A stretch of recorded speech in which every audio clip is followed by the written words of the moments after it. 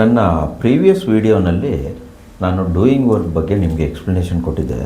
ಇವತ್ತು next step second one do ಮತ್ತು does work ಬಗ್ಗೆ ನಿಮಗೆ ಎಕ್ಸ್ಪ್ಲೇನ್ ಮಾಡ್ತೀನಿ. ಇಲ್ಲೇ ಇಂಪಾರ್ಟೆಂಟು ಡೂ ಮತ್ತು ಡಸ್ ವರ್ಕ್, ಇಲ್ಲೇ ಸಬ್ಜೆಕ್ಟ್ ವರ್ಬ್ ಅಗ್ರಿಮೆಂಟು ನಿಮಗೆ ತೊಂದರೆಗಳಾಗೋದು. ಅದಕ್ಕೆ ಭಾಳ ಕಾನ್ಸಂಟ್ರೇಟ್ ಮಾಡಿ ಇದನ್ನು ಕೇಳ್ಕೊಳ್ಳಿ. ನೋಡಿ ಬರಿತೀನಿ, ಹೆಡ್ಡಿಂಗ್ ಏನು ಬರಿತೀನಿ, ವರ್ಬ್ಸ್ ಅಂತ ಬರಿತೀನಿ. ವರ್ಬ್ಸ್ ಆಯಿತಾ. ಸೊ ಫಸ್ಟ್ ಇದರಲ್ಲಿ ಡೂಯಿಂಗ್ ವರ್ಕ್ ತೊಗೊಂಡಿದ್ದೆ, ಯಾಕಂದರೆ ಫಸ್ಟು ಅದರಿಂದ ಸ್ಟಾರ್ಟ್ ಮಾಡಿದ್ದು. ಅಕಸ್ಮಾತ್ ನಿಮ್ಗೆ ಮಿಸ್ ಆಗಿದ್ದರೆ ಆ ಪ್ರೀವಿಯಸ್ ವೀಡಿಯೋ ನೋಡಿಬಿಟ್ಟು ಇದನ್ನು ಕಂಟಿನ್ಯೂ ಮಾಡಿ. ಸೊ ಈ ವರ್ಬ್ಸ್ ಸೆಕೆಂಡ್ ಪೊಸಿಷನ್ನಲ್ಲಿ ಡೂ ವರ್ಬ್ ಡಸ್ ವರ್ಬ್ ಬಗ್ಗೆ ಮಾತಾಡಿದ್ದೆ.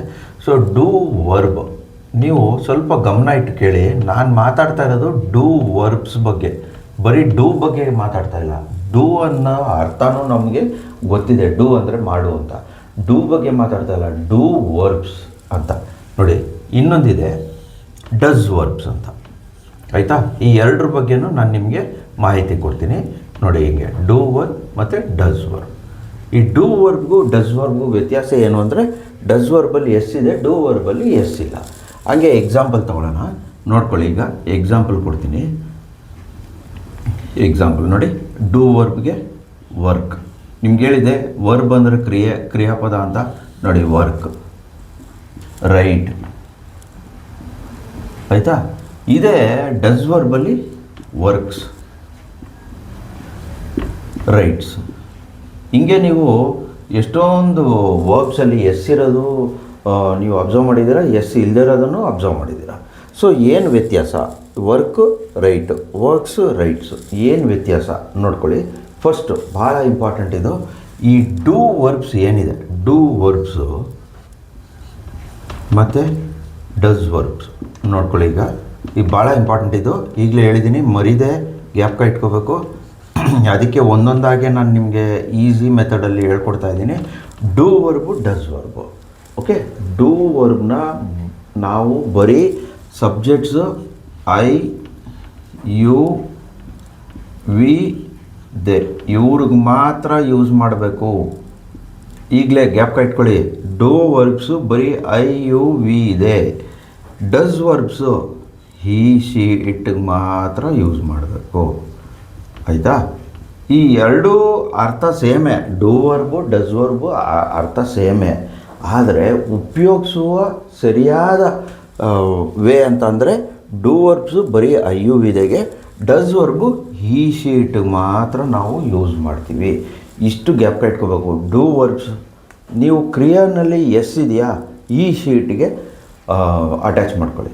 ಎಸ್ ಇಲ್ವಾ, ಐ ಯು ವಿದೆಗೆ ಅಟ್ಯಾಚ್ ಮಾಡ್ಕೊಳ್ಳಿ. ಇಷ್ಟೇ ಗ್ಯಾಪ್ ಇಟ್ಕೊಳ್ಳಿ. ಐ ಯು ವಿದೆಗೆ ಕ್ರಿಯಾಪದದಲ್ಲಿ ಎಸ್ ಇರಲ್ಲ, ಈ ಶೀಟ್ಗೆ ಕ್ರಿಯಾಪದ ಹೊಂದ್ಕೋಬೇಕು ಅಂದರೆ ಎಸ್ ಇರಬೇಕು.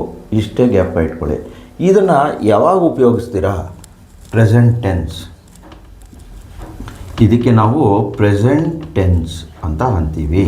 ಪ್ರೆಸೆಂಟ್ ಟೆನ್ಸ್ ಅಂದರೆ ಇದು ಯಾವಾಗ ನಾವು ಇದನ್ನು ಉಪಯೋಗಿಸೋದು ಅಂತ ಅಂದರೆ, ನಿತ್ಯ ಕರ್ಮಗಳ ಬಗ್ಗೆ ಮಾತಾಡಬೇಕು ಅಂದಾಗ, ಹ್ಯಾಬಿಟ್ ನಿಮ್ಮ ಅಭ್ಯಾಸಗಳ ಬಗ್ಗೆ ಮಾತಾಡಬೇಕು ಅಂದಾಗ, ನಿಮ್ಮ ಹಾಬಿ ಹವ್ಯಾಸಗಳ ಬಗ್ಗೆ ಮಾತಾಡಬೇಕು ಅಂದಾಗ ಇವುಗಳನ್ನ ಉಪಯೋಗಿಸ್ತೀವಿ. Do verb does verb. ನೋಡಿ ಇವಾಗ ಎಕ್ಸಾಂಪಲ್ ನೋಡಿ, ಐ ವರ್ಕ್, ಹಿ ಬಂದಾಗ ವರ್ಕ್ಸ್ ಆಗ್ಬಿಡುತ್ತೆ.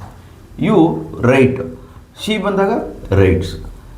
ಇಟ್ ಬಂದಾಗ ಇಲ್ಲಿ ತಗೊಳ್ಳೋಣ, you we work, he works, they write, it writes. ಇಷ್ಟೇ ಗ್ಯಾಪ್ ಇಟ್ಕೋಬೇಕು. ನಾವು ಇದನ್ನು ಉಪಯೋಗಿಸೋದು ಎಲ್ಲಿ ಗೊತ್ತಾ, ಹ್ಯಾಬಿಟ್ ಅಭ್ಯಾಸದ ಬಗ್ಗೆ ಮಾತಾಡಬೇಕು ಅಂದಾಗ ಡೂ ವರ್ಬ್ ಡಸ್ ವರ್ಬ್ನ ಉಪಯೋಗಿಸ್ತೀವಿ.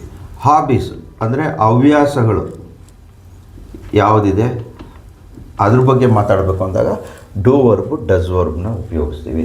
ಮತ್ತು ಎವ್ರಿ ಡೇ ಆ್ಯಕ್ಟಿವಿಟೀಸ್ ಅಂದರೆ ನಿತ್ಯ ಕರ್ಮಗಳು, ಎವ್ರಿ ಡೇ ಆ್ಯಕ್ಟಿವಿಟಿ. ಈ ನಿತ್ಯ ಕರ್ಮಗಳ ಬಗ್ಗೆ ಮಾತಾಡಿದಾಗ ಡೂ ವರ್ಬು ಡಸ್ ವರ್ಬು ಉಪಯೋಗಿಸ್ತೀವಿ. ಇಷ್ಟೇ ಗ್ಯಾಪ್ ಇಟ್ಕೋಬೇಕು. ಡೂಯಿಂಗ್ ವರ್ಬು ಕಂಟಿನ್ಯೂಸ್ ಟೆನ್ಸ್ ಅಂತ ನಾನು ನಿಮ್ಗೆ ಹೇಳ್ಕೊಟ್ಟಿದ್ದೆ, ಅದು ಎಲ್ಲ ಸಬ್ಜೆಕ್ಟ್ಸ್ ಜೊತೆ ಹೊಂದ್ಕೊಳ್ಳುತ್ತೆ.